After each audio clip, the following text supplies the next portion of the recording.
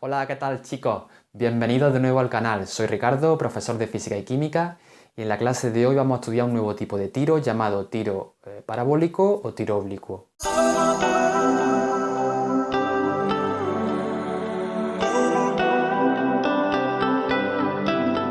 Os recuerdo que ya hemos visto en un anterior vídeo, lo enlazo por aquí, el tiro horizontal.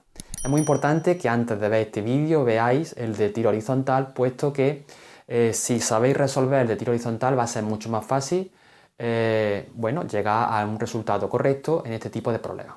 Os he puesto un problema en el que se refiere a una futbolista que golpea un balón. El golpeo de ese balón no va a ser rasante, es decir, el balón no se va a mover por el suelo, sino que va a tener un cierto ángulo. De hecho, la velocidad que os da tiene ese cierto ángulo y nos van a pedir una serie de cosas. Vamos a leerlo. Dice que la futbolista golpea el balón y lo propulsa con una velocidad inicial de 10 metros segundo. ¿Qué significa de 10 metros segundo y cuál significa esa velocidad inicial? Que es la velocidad que le imprime. Pero como veis, yo he pintado esa velocidad con una determinada dirección, una dirección oblicua. ¿Por qué? Porque me dice que adquiere el movimiento del balón un ángulo de 30 grados. Un ángulo de 30 grados con la horizontal. Por lo tanto, ya sabéis que el movimiento que va a hacer es parabólico, es decir, va a subir, va a llegar a una altura máxima y luego va a bajar. Eso se llama una parábola en matemáticas, ¿no? En dibujo. ¿Qué sucede? Que es muy importante que nos den ese ángulo, porque no es lo mismo que nos den un ángulo más pequeño o un ángulo más pronunciado. Porque si el ángulo es muy pronunciado, prácticamente toda la energía de la pelota se gastaría en subir y luego bajar. Pero en lo que es distancia horizontal prácticamente no tendría. Mientras que si el ángulo es más bajo, su distancia sería quizás mayor. Por eso es muy importante que me den ese ángulo y por eso lo vamos a tener en cuenta en los datos. Unos datos que por cierto ya he ido adelantando. Vamos a echarle un vistazo. Bueno, lo primero que os tenéis que dar cuenta es que el sistema de referencia lo he puesto en el suelo. Es el mejor sitio para ponerlo, ya que muchos de los valores nos van a salir cero. Por ejemplo, la posición inicial en el eje X, es decir, la que tiene en ese eje, veis que es cero, porque sale de ese punto. Es decir, la bola inicialmente está precisamente en el sistema de referencia. Por eso le he puesto 0 metros. Aquí, en la posición final, le he puesto interrogación, porque yo no sé que a esta distancia a la que llega, yo no sé la posición final que tiene el eje X. Por eso le he puesto interrogación y por eso la llama también X máxima, porque muchas veces los problemas nos piden el alcance máximo. De hecho, aquí, no sé si nos piden, pone distancia a la que cae el balón. Básicamente es el alcance máximo. ¿Qué más? Bueno, me piden la velocidad inicial en el eje X y la velocidad inicial en el eje Y. Podéis pensar que lo sabéis, pero en realidad no lo sabéis porque en realidad esta velocidad lleva un cierto ángulo. Por eso vamos a tener que calcular la velocidad por trigonometría. ¿Qué más sabemos? Pues sabemos el ángulo que es 30 grados, sabemos la posición inicial. La posición inicial le he puesto 0. ¿Por qué? Bueno, porque si veis no tiene altura. Cuando sale la bola de aquí no tiene altura, por eso le he puesto 0 metros. Pero no me atreví a ponerle la posición final en el eje Y. ¿Por qué? Porque depende de lo que nos pregunten, la posición final en el eje Y es una u otra. Fijaros, si estamos a final de movimiento, es decir, cuando la pelota vuelve otra vez al suelo, su posición final en el eje Y es 0. Pero si dejamos el problema a la mitad y nos quedamos aquí, en la altura máxima, su altura máxima coincidirá con la posición en el eje final. Por lo tanto, lo voy a dejar ahí sin poner nada porque depende del apartado que vayamos haciendo. Luego el tiempo le he puesto interrogación y por supuesto la G, que es menos 9,8 metros segundo cuadrado. Ya sabéis que el signo negativo tiene que ver con el criterio de signo y que siempre en cinemática vamos a coger la aceleración de gravedad como negativa. Bueno, lo siguiente que tenemos que hacer es poner las fórmulas que rigen cada movimiento. Recordad, no es lo mismo el eje X que el eje Y. Vamos a pensar un poquito.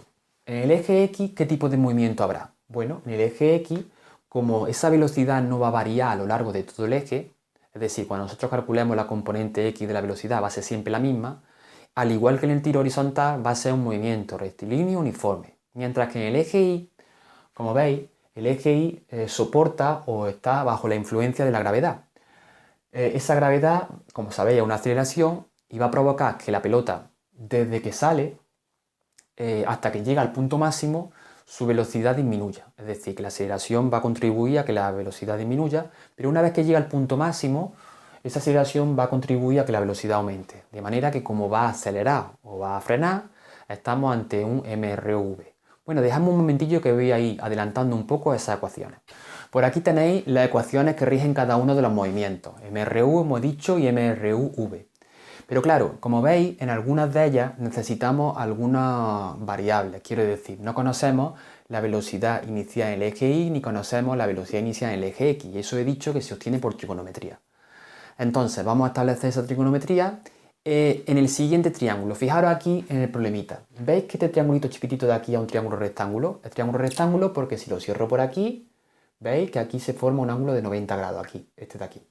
Bueno, sí, eso es de 90 grados y este es de 30. Por lo tanto, como es triángulo rectángulo, puedo aplicar trigonometría. Fijándonos desde la izquierda, de donde tengo yo los deditos, podemos aplicar seno y coseno. Seno de 30 sería el cateto opuesto entre la hipotenusa y el coseno de 30 sería el cateto contiguo entre la hipotenusa. ¿Cómo quedaría eso en cuanto a las componentes? Pues si lo hacéis despacito, veréis que quedaría así. Aquí tenéis la relación del seno y el coseno con los catetos y la hipotenusa.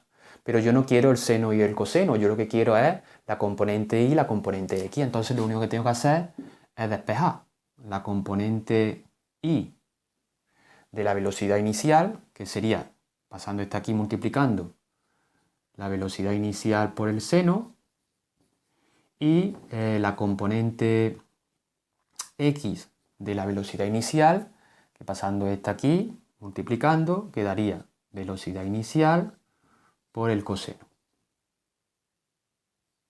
Esto sería 5 metros segundo y este de aquí sería 8,66 metros segundo, que se pueden poner aquí. Bueno, pues aquí lo tenemos.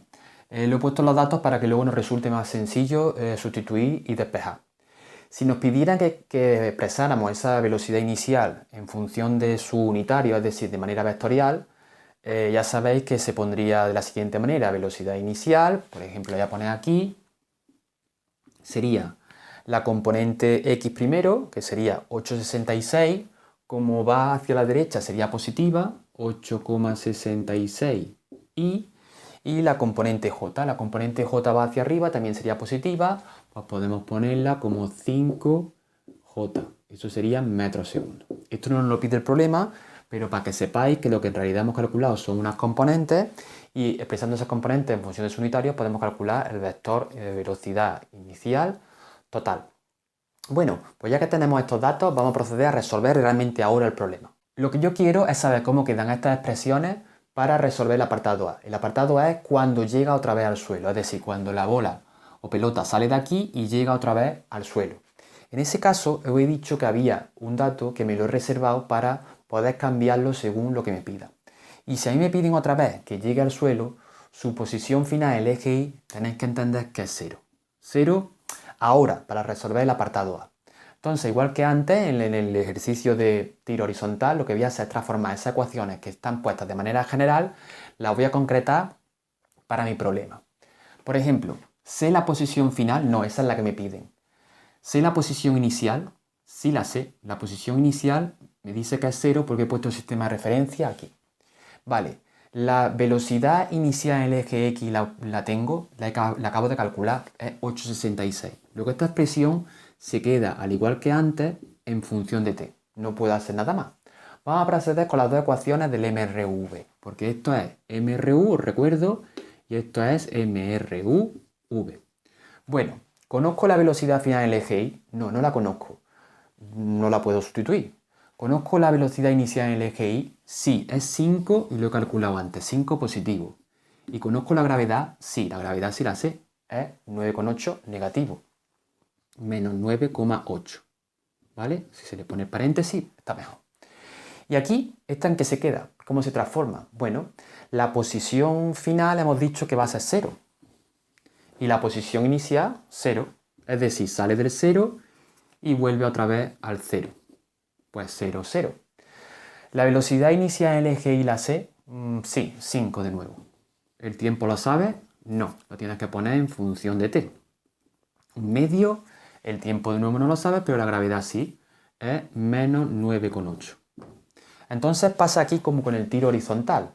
lo que tenemos que usar es la última ecuación, que es la única que podemos despejar algo. En este caso podemos despejar el tiempo. Mira ahora que la diferencia con respecto al tiro horizontal es que aquí este término de t, de primer grado, esta ecuación de t en primer grado, no se nos va. Antes este número era 0 porque su velocidad inicial en el eje y era 0, ya que era un tiro horizontal. Ahora, como sí tiene componente y inicial, hay que considerarla. Por lo tanto, la forma de despejar esto no es con una raíz cuadrada, sino que lo que hay que hacer es considerar la resolución del factor común. ¿Y eso cómo se resuelve en matemáticas? Bueno, aquí hay una solución trivial, que es la de t igual a 0, que esa no la vamos a considerar. Esta no nos interesa porque es imposible que todo esto que hemos visto que es un proceso físico haya ocurrido para un tiempo cero. Y lo que siempre tenéis que hacer es considerar la otra posibilidad, que es la otra solución. Considerad que el 5 menos 4,9t sea igual a 0. Eso pasaría cuando 5 es igual a 4,9t. Luego t será 5 entre 4,9, prácticamente un segundo. ¿Un segundo qué es? Un segundo es el tiempo que el balón ha estado en el aire, desde que ha sido propulsado mediante el puntapié hasta que de nuevo llega al suelo. Por lo tanto, este está resuelto. Habéis visto cómo, de nuevo en física y química, resolvemos un apartado antes que el otro. Bueno, eso no importa. Pero de nuevo volvemos a tener t, de nuevo volvemos a tener tiempo.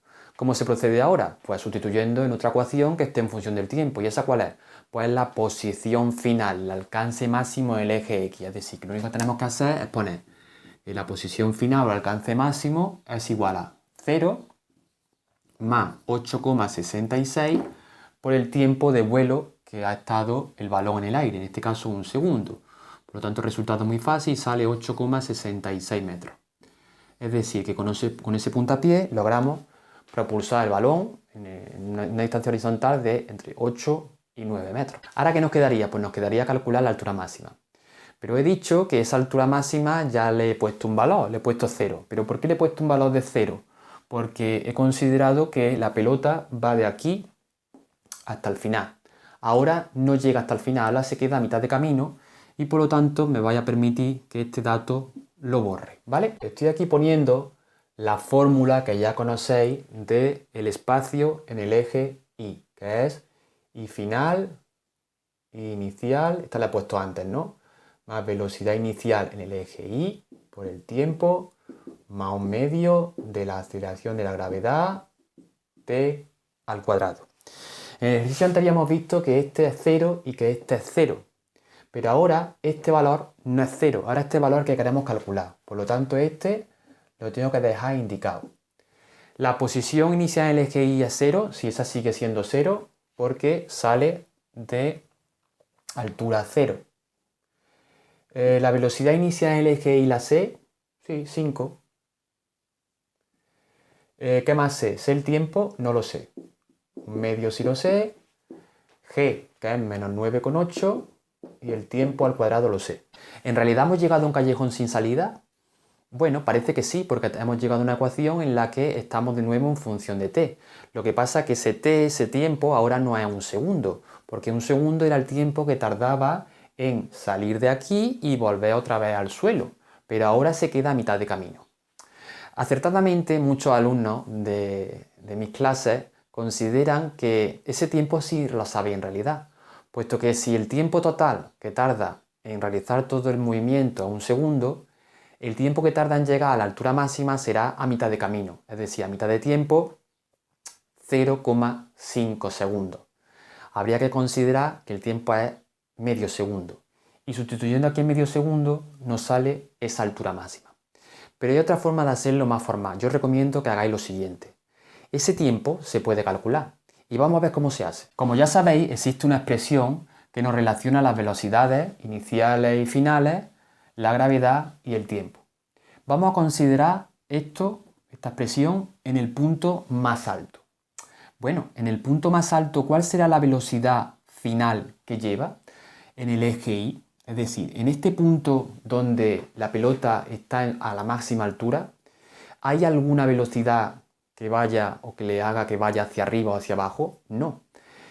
Si nosotros hiciéramos un gráfico, veríais que esa velocidad al principio asciende, cuando llega a este punto se hace 0, que es lo que tenéis que poner vosotros ahí, y a partir del punto más alto, esta velocidad final va aumentando de nuevo, pero va aumentando con el signo negativo porque ahora la flecha va dirigida hacia los negativos del eje X. Por lo tanto, para saber el tiempo, que no perdáis la perspectiva, lo que queremos calcular es el tiempo que tarda en llegar a la altura máxima. Para llegar a ese tiempo, habría que considerar que esta velocidad final es 0. La velocidad inicial en el eje Y la sabemos, sigue siendo 5. Esto sigue siendo 9,8 negativo y esto sigue siendo t. Entonces lo que tenemos que hacer de aquí es despejar el tiempo, que sería menos 5 entre menos 9,8, menos entre menos más, efectivamente 0,5 aproximadamente segundos. Es decir, que se cumple lo que más o menos hemos pronosticado antes, que es que el tiempo que tarda en llegar a la altura máxima es la mitad del tiempo total. Por lo tanto, podemos poner 0 más 5 por 0,5 más 1 medio por menos 9,8 por 0,5 al cuadrado. 1,27 metros, que es la altura máxima a la que llega el balón. Pues bueno, ya tenemos calculado todo, ya tenemos calculado la distancia máxima a la que llega, ya tenemos calculado la altura máxima, el tiempo de vuelo total, el tiempo de vuelo medio, todo. Simplemente nos quedaría recapacitar un poco si nos pidieran cuál sería la velocidad final. ¿Cuál creéis vosotros que sería la velocidad final? Bueno, tened en cuenta que estos ejercicios de tiro los estamos haciendo despreciando algo muy importante en física y química, que es el rozamiento. Es decir, que al no haber rozamiento, si tenéis en cuenta la energía que se ha gastado en imprimirle esa velocidad al balón, la energía de alguna manera sigue siendo la misma al principio y al final. De alguna manera la energía se ha conservado, ya lo veremos posteriormente en otros temas. Entonces, si la energía se ha gastado íntegramente en darle esa velocidad inicial, y esa velocidad inicial era de 10 metros segundo, ¿cuál creéis, chicos, que será entonces la velocidad final con que llega? Efectivamente será también 10 metros segundo.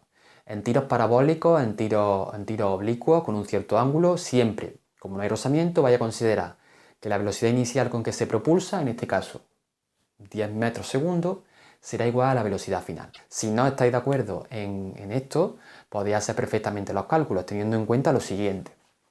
Para calcular esta velocidad final, tenéis que considerar la componente, en este caso y de la velocidad, la componente de la velocidad en el eje Y, la componente final y también su componente final, en este caso del eje X. Pero tened en cuenta lo siguiente, esta componente del eje X va a coincidir con esta, es decir, siempre como el movimiento es rectilíneo y uniforme en el eje X, aquí va a coincidir con 8,66, mientras que esta componente Y no sabemos cuánto vale y habría que calcularla con esta fórmula. Lo que pasa es que ahora, en vez de ser el tiempo la mitad, aquí tendréis que considerar el tiempo de nuevo 2 segundos, ¿vale? Y hasta aquí el vídeo de hoy. Gracias por quedar hasta el final del vídeo. Espero que os haya gustado. Si es así, dale a like, tenéis ahí los comentarios para hacer lo que queráis. Y es muy importante, por favor, suscribiros en el canal para estar al tanto de todos los vídeos que vaya subiendo. Nos vemos en el siguiente. No me falléis. Chao.